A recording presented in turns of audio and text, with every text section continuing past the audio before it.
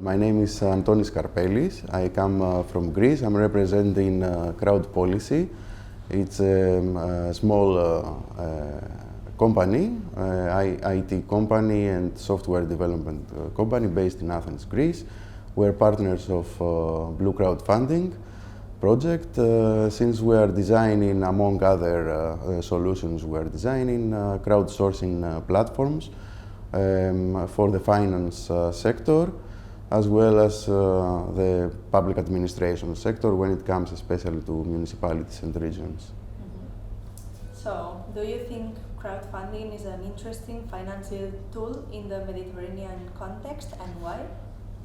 Yes, it's very interesting because if we get back to the history of crowdfunding, how crowdfunding has been developed in the past 20-30 years, it was designed as a tool, especially in the United States of America, in order to finance projects for community projects, as well as projects for the public sphere and the public space, especially when the institutions that were responsible for such kind of activities didn't have enough funding. So the crowd, that is citizens or citizen institutions and organizations, came into play in order to finance projects for the benefit of the communities. And for the Mediterranean people's citizens' mentality, I think this is matching quite well, because as we know and experience in the Mediterranean regions, people are, trying to give something to their communities. They are taking initiatives. They want to make a better life for themselves and their neighbors. Solidarity among them, especially when it comes to small towns or islands, is a key issue for the survival and the development of the communities.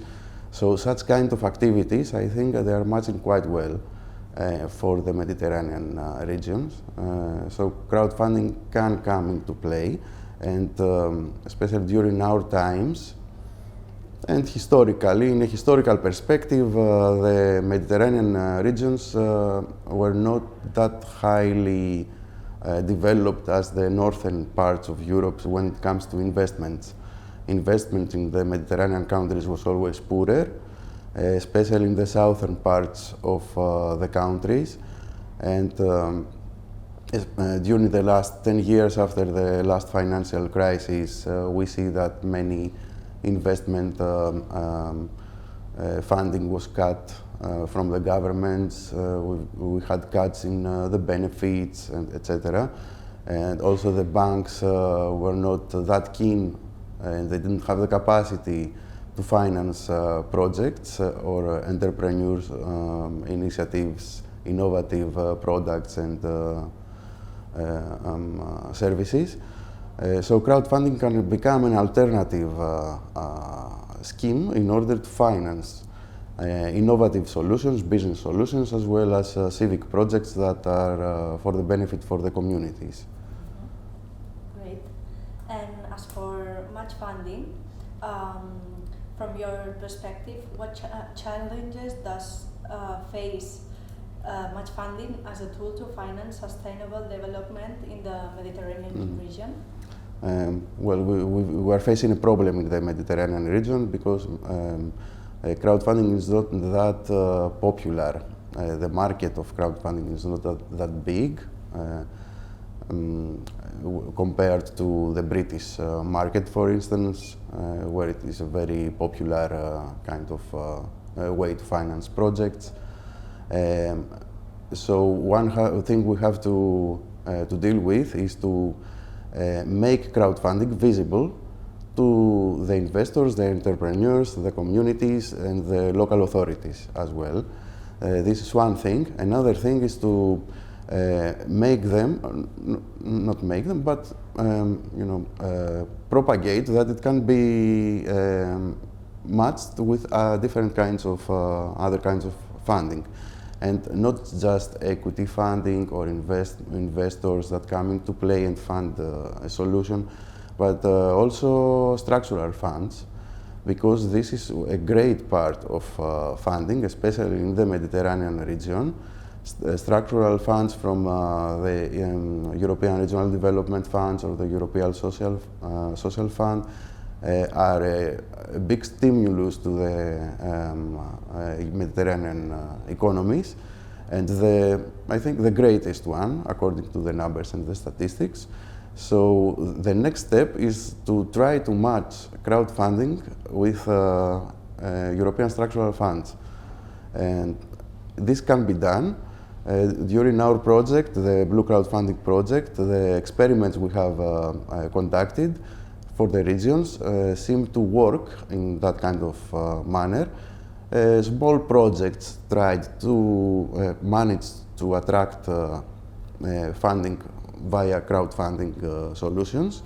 These amounts may seem small, and the projects may seem small as well, but regarding the previous period that we were not thinking about it at all, and now we have cases that we can research upon them and try to see how we can match the ESF, the structural funds, with crowdfunding solutions. For instance, when it comes to entrepreneurship, the dividends and that's been the subsidies to the small companies or to new entrepreneurial schemes for new companies to be developed.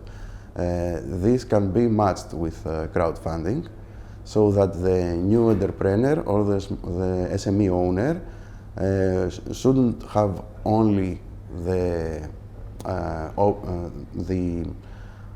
chance to take a loan from a bank in order to co-finance his project, but also to be able to crowdfund his project.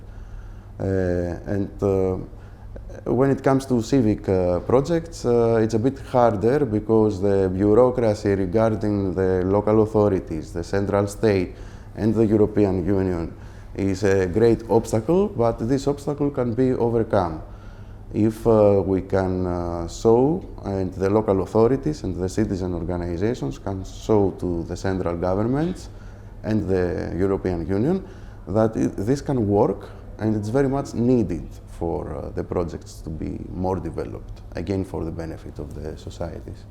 Mm-hmm. So you started talking about opportunities already. Do you have in mind other opportunities that can be for match funding in the Mediterranean region?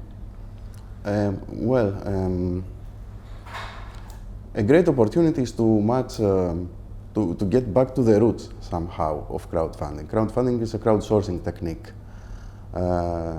So it can be matched with other crowdsourcing techniques and technological solutions, technological software solutions. Try to reach out to the people, to the crowd, not only to finance a project that's been given to them from above somehow, from an entrepreneur or from an authority, but rather to try to build as well a project of their own, and or even try to provide resources to projects that seem to them interesting, viable, or good for their communities. For instance, they can provide voluntary work for a project. They can provide evidence like photos or texts or research to other projects. They can, with that way, they are not just co-funding a project, but they are becoming somehow owners of the project as well. They are engaged, they are getting engaged to that. So maybe we should think of how to bring crowdsourcing techniques back into the play. And I'm referring to a very nice example that we saw today regarding the wildfires in Spain platform. This project shows that it can be done, and it's got the potential for great success and a great benefit for the community when it comes to a very hot issue that all the people want to address it and fight it. And of course, it's these kind of issues are very much connected to the sustainability goals. And it's very clear, when we keep our forests clean, we keep them the way they are not burned, it's good for the environment. We fight climate change with such kind of activities. Exactly, thank you. So, well, finally, if you want to share with us, maybe shortly in a sentence or something that you have learned today that you maybe didn't know, or something interesting that you heard in the MatchMed event? Well, very interesting is that the focus on open data, that we should provide the data to the people, and we should make the public data accessible to the people, because they are not always accessible. We've got loads of data that's been stored in offices or platforms which are very difficult for people to manage and take the data, mine the data out of the platforms. And I think open data is a very powerful tool in order to boost all the things that we have already talked about. Citizen engagement, crowdsourcing, crowdfunding techniques. They make them more transparent for the people, and they make the goals clearer to the people in order for them to plan how they can help, they can provide assistance, how they can engage to the projects.